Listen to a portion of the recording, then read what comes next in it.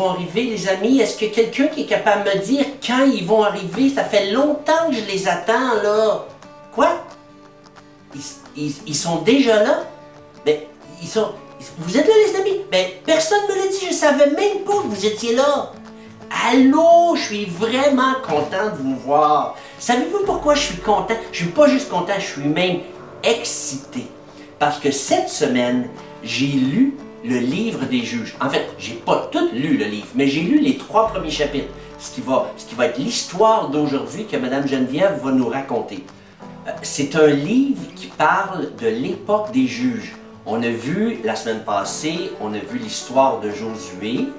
Et tout de suite après Josué, c'est l'époque des juges. En fait, je dis tout de suite après Josué, mais c'est des dizaines d'années plus tard. Je ne sais pas combien exactement d'années, mais beaucoup, beaucoup d'années. Et là, c'est l'époque des juges. Les juges, c'était des chefs en Israël. Comme Josué était un chef, comme Moïse était un chef. Là, c'est l'époque des juges. Et les juges, ce qu'il y avait de bizarre, c'est que Israël, quand il y avait un juge qui était nommé, donc qui était leur chef, Israël gagnait des batailles. Et Israël marchait avec Dieu. Ça allait bien. Le juge vieillissait, le juge pouvait tomber malade ou juste mourir de vieillesse, mais quand le juge mourait, Israël arrêtait d'avoir des victoires sur ses ennemis et arrêtait de marcher avec Dieu. Quelque temps plus tard, un autre juge était nommé, un juge se levait en Israël, alors un nouveau chef.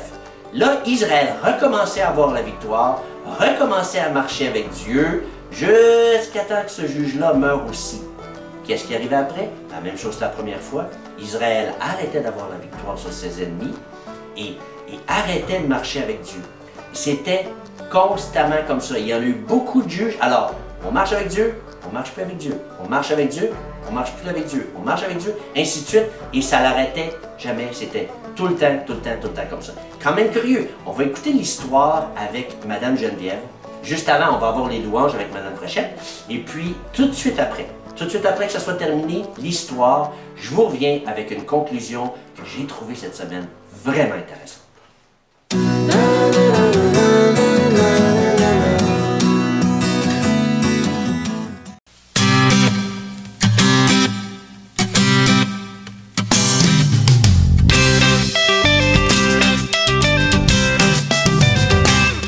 Quand je marche avec Dieu, ancré dans sa parole, je retrouve des chemins tracés. Et quand sa volonté se révèle à mon cœur, j'ai confiance en Dieu et j'obéis. Je crois, j'obéis, je crois, j'obéis. Le seul moyen d'être heureux, c'est d'avoir foi en Dieu. Quand je marche avec Dieu, ancré dans sa parole, je retrouve des chemins tracés. Et quand sa volonté se révèle à mon cœur, j'ai confiance en Dieu et j'obéis. Je crois, j'obéis, je crois, j'obéis. Le seul moyen d'être heureux, c'est d'avoir foi en Dieu.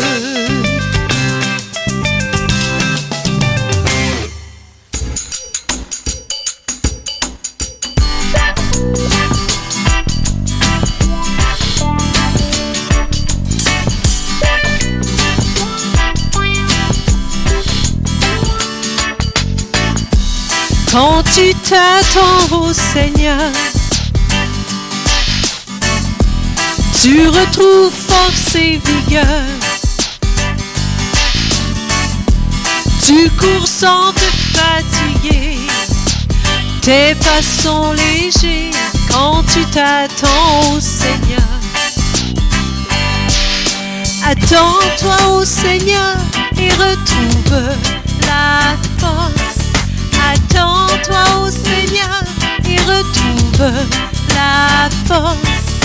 Attends-toi au Seigneur et ton cœur sera plus léger. Si tu t'attends au Seigneur, tu seras fortifié. t'attends au Seigneur, tu retrouves force et vigueur. Tu cours sans te fatiguer et tes pas sont légers si tu t'attends au Seigneur. Attends-toi au Seigneur et retrouve la force. Attends-toi au Seigneur et retrouve la force. Attends-toi au Seigneur et ton cœur sera plus léger. Si tu t'attends au Seigneur, tu seras fort.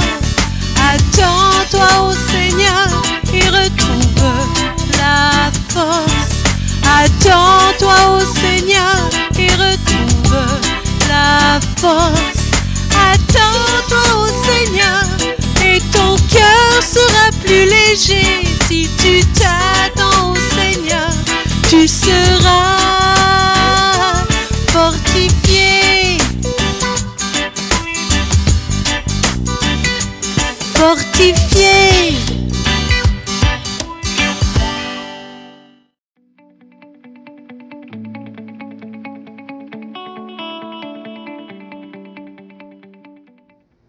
Allô? Aujourd'hui, on va apprendre un verset de la Bible, la parole de Dieu, qui parle que Dieu est fidèle. Mais qu'est-ce que ça veut dire que Dieu est fidèle? Est-ce que tu le sais? Ça veut dire que Dieu il tient toujours ses promesses. On peut avoir confiance en lui parce que quand il dit quelque chose, il le fait tout le temps. Connais-tu quelqu'un d'autre qui est capable de toujours tenir ses promesses? Il n'en existe pas d'autre que Dieu. Donc, le verset d'aujourd'hui, c'est dans la Bible, dans le Nouveau Testament, dans le livre de 2 Timothée, et ça dit, si nous sommes infidèles, donc ça c'est le contraire d'être fidèle, c'est le contraire de quelqu'un qui tient toujours ses promesses, qui fait ce qu'il dit. Alors nous, quand on est infidèle, Dieu demeure fidèle. 2 Timothée 2,13. Je l'ai écrit pour toi pour t'aider à bien voir. Alors, si nous sommes infidèles, il, donc Dieu, demeure fidèle. 2 Timothée 2,13.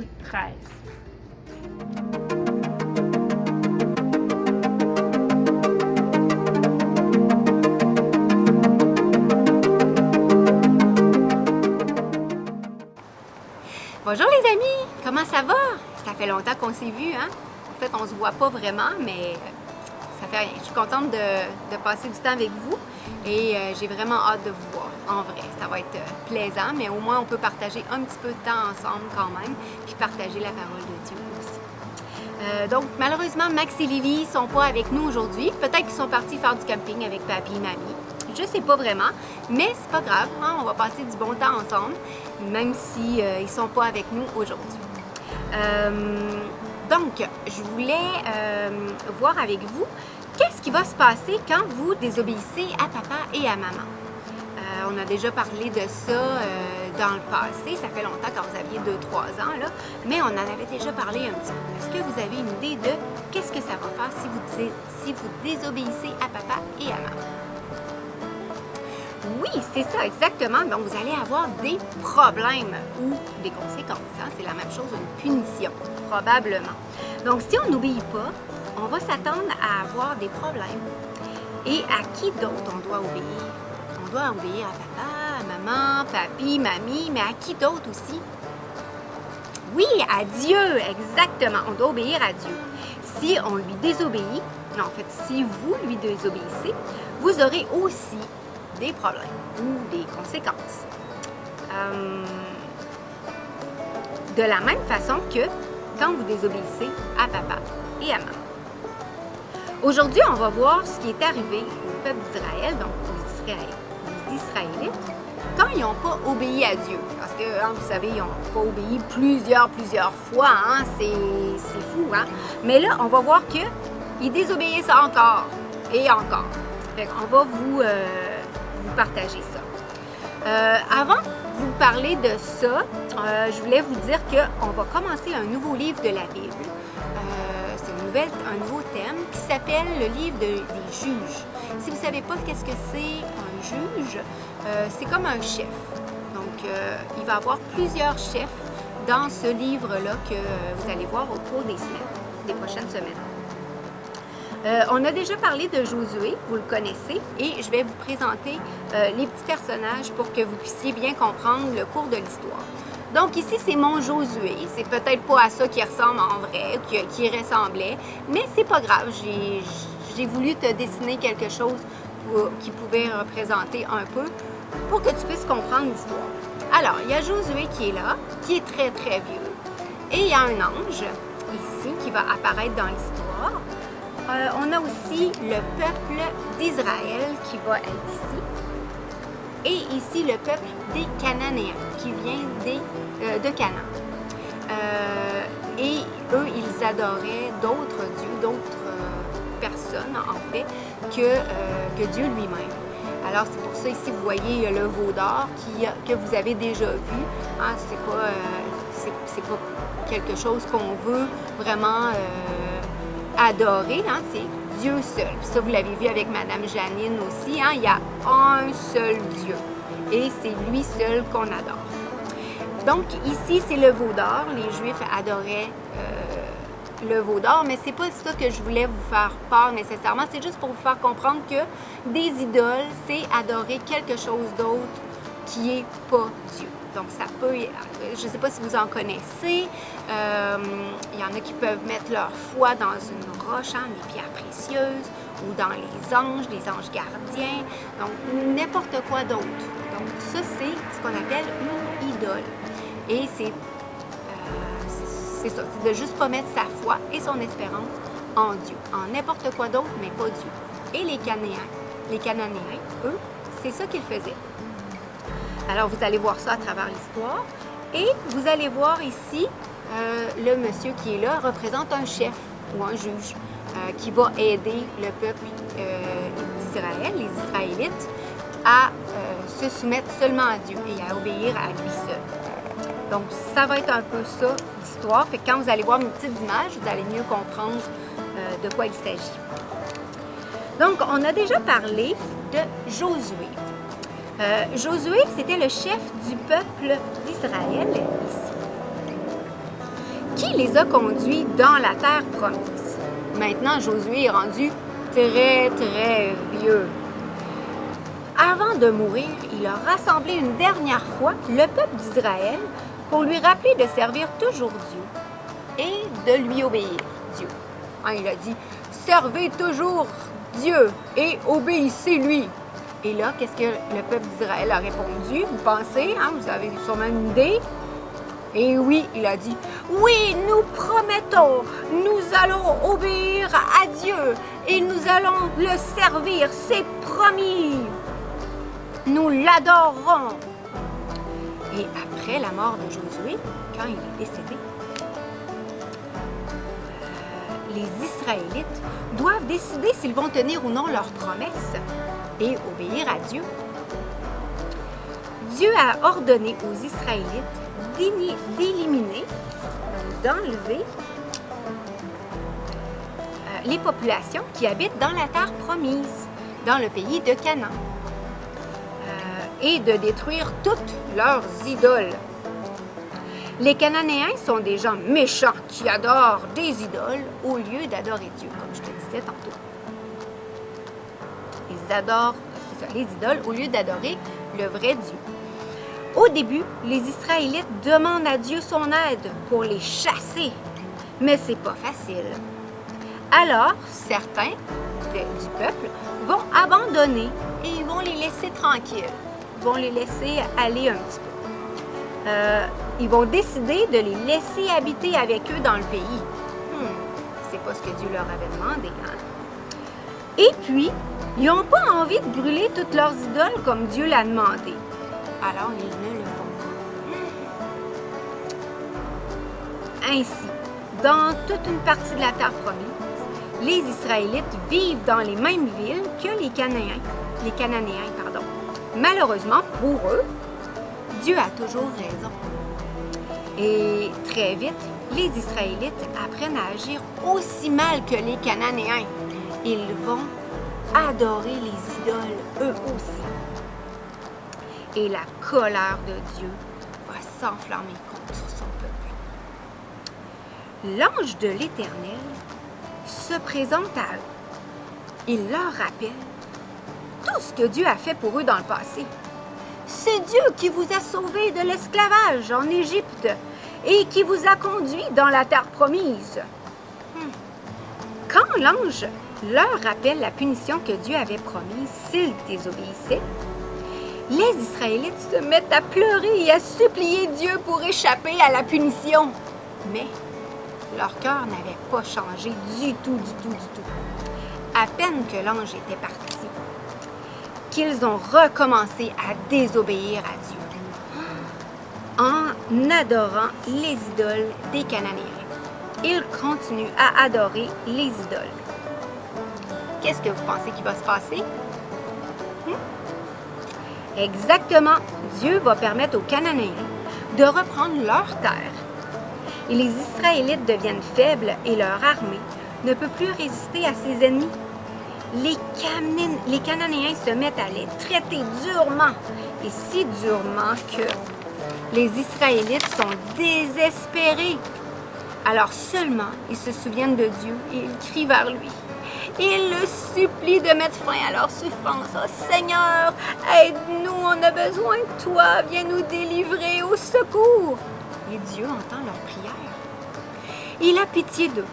Pour les secourir, il leur envoie un chef ou un juge. Avec l'aide de Dieu, le juge fortifie les Israélites.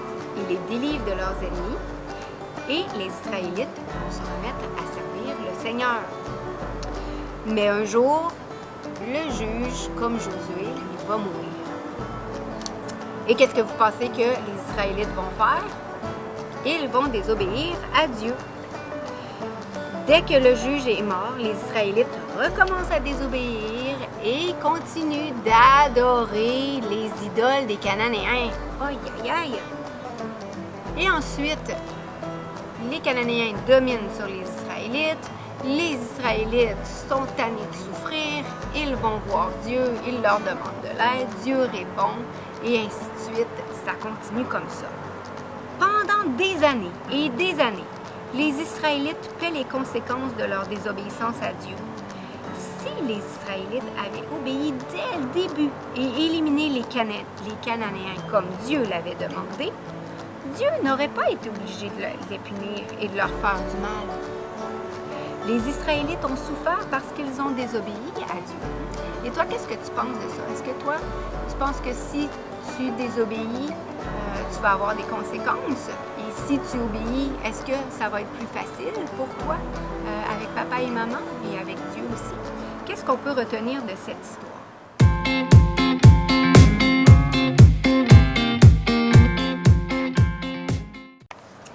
Les amis, est-ce que tu savais que dans tout ça, il y a une bonne nouvelle? Quand le peuple marchait avec Dieu, la victoire était assurée parce que Dieu lui-même combattait pour eux, son peuple, les Israélites. Ça me fait penser à Dieu qui a livré tous nos ennemis entre les mains de son Fils Jésus et qui les a vaincus une fois pour toutes sur la croix en mourant pour nous. Dieu accorde la victoire sur nos ennemis qui sont le péché et la mort. Parce qu'en Jésus, là, nous vivrons pour toujours avec lui. Même si nous mourrons, nous serons avec Jésus pour l'éternité. Est-ce que tu savais ça, toi? Sur cette belle nouvelle, les amis, je vous laisse, je vous dis à bientôt, à la prochaine. Je vous aime beaucoup.